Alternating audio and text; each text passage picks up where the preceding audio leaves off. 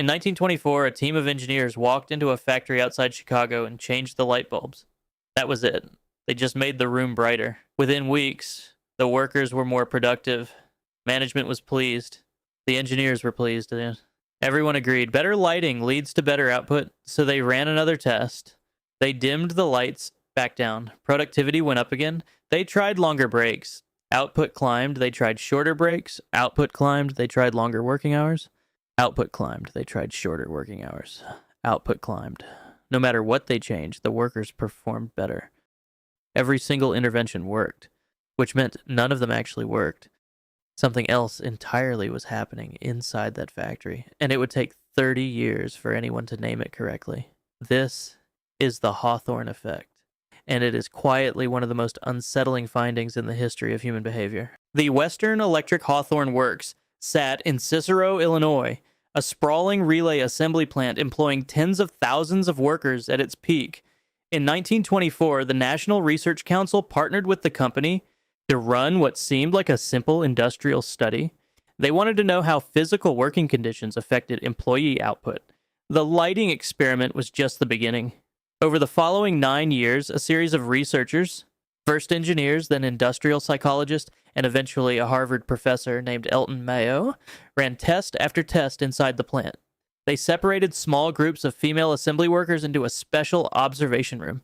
They tracked every variable they could think of: rest periods, work hours, temperature, humidity, the timing of lunch breaks. They kept meticulous records. They asked the women how they felt. They measured output down to the relay. And they kept getting the same impossible result. Everything they changed, it made productivity go up. Elton Mayo arrived at Hawthorne in 1928 and spent the next several years trying to make sense of the data. He was a psychologist, not an engineer, and he saw something in the numbers that the engineers had missed. The women in the test room knew they were being studied. They knew observers were watching them. They knew someone from management cared enough about their work to sit in the room and write things down. And that knowledge, not the lighting, not the rest periods, not any physical variable at all, was what was changing their behavior. They were not working harder because conditions had improved. They were working harder because they were being watched. Mayo published his interpretation. His colleagues debated it. The findings spread slowly through academic psychology before it finally found a name that stuck: the Hawthorne Effect. The operational definition is simple. People modify their behavior when they know they are being observed. But the implications of that simple sentence have never fully stopped expanding. The Hawthorne Effect did not stay inside factories.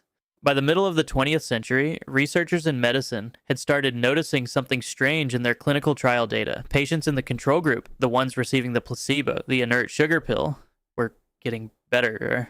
Not all of them, not dramatically, but consistently, measurably better. The standard explanation was the placebo effect, and for a while that covered it. But researchers began to notice that patients in placebo groups who were being closely monitored, who had regular check-ins with nurses who were asked frequently how they were feeling, recovered at higher rates than patients who received a placebo and were more or less left alone. The pill wasn't doing anything. The attention was.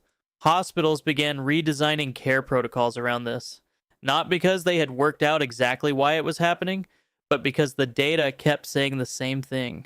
A patient who feels watched, who feels that someone is tracking their progress and genuinely cares about the outcome, does better. Even when the treatment is identical, the mechanism nobody could isolate was the observation itself. Then education researchers started finding it. Teachers who were told their students had been identified as high potential, again randomly, with no basis and actual test scores, produced students who genuinely outperformed their peers within a single academic year. The students had not changed. The teacher's attention had. The teacher believed those students were worth watching closely, so they watched closely. And the students, perceived through that lens, rose to meet it. This variant got its own name, the Pygmalion effect, or the Rosenthal effect, after the psychologist who documented it. But the engine underneath was the same one Mayo had found in Cicero in 1928. Being watched changes what people do. Believing you are expected to succeed changes whether you succeed. The observation is not passive. It participates in the outcome. This is the part that makes the Hawthorne effect genuinely difficult to sit with, because the moment you understand it, you cannot stop applying it.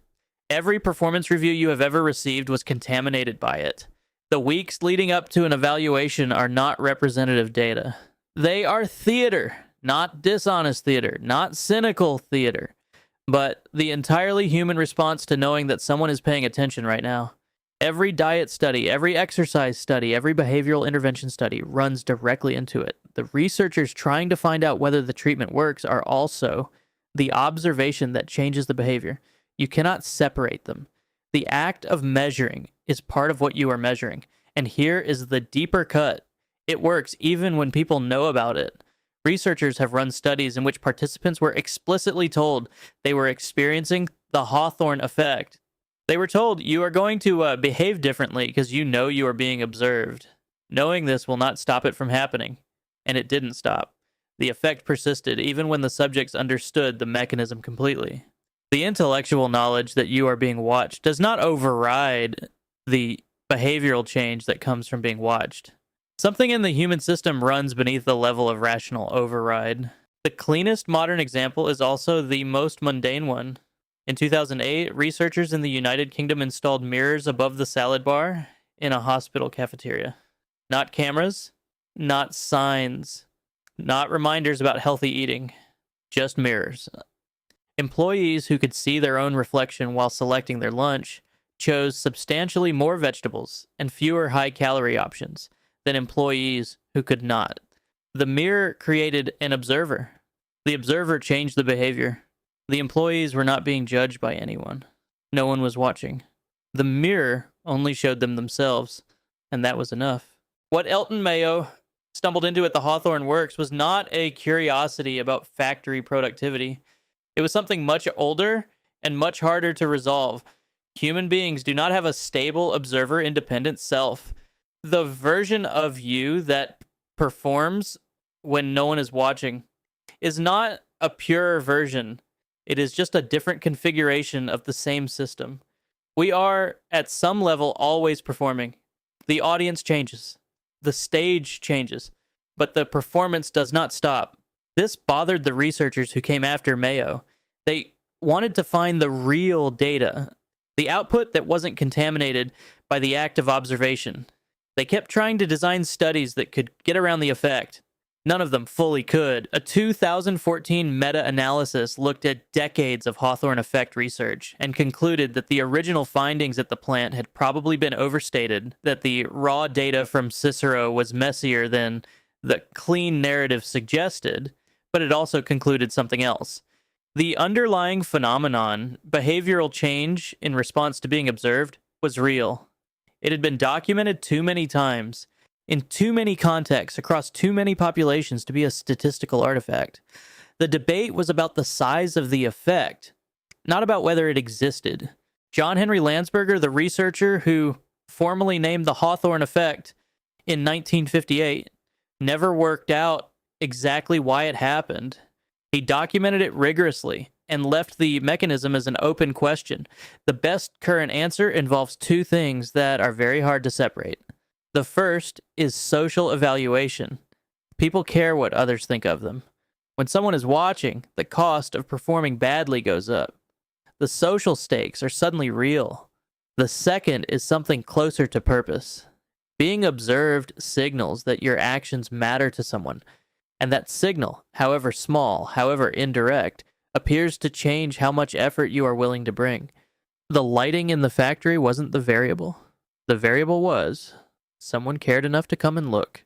The light bulbs at the Hawthorne Works have been changed back and forth in every direction for 100 years now. The workers kept performing better. The thing the engineers thought they were measuring was never the thing they were actually measuring. And the uncomfortable truth sitting at the center of the Hawthorne effect is this. You are not the same person when someone is paying attention. Not worse. Not fake. Just different. More. The version of you that rises when observation creates stakes is also you. It is not a distortion of your baseline. It may be closer to your ceiling. The question the effect keeps asking is not why people behave differently when they're watched. The question is why they don't behave that way all the time. The factory walls came down a long time ago. You're still deciding what to do with that.